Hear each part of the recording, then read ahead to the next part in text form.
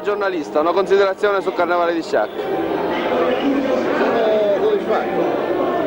Sono soddisfatto perché mi pare che i risultati la maggior parte sono molto validi, i gruppi credo che siano abbastanza ben curati, quindi tutto sommato si possono ritenere soddisfatti. Abbiamo avuto oggi tra l'altro la visita del sindaco di Acireale e questo credo che sia un segnale molto bello di come bisogna andare avanti. Finirla con questa pseudo rivalità fra Sciacca e Acireale, invece fare una fusione fra i due carnevali per cercare di controbattere l'offensiva del nord.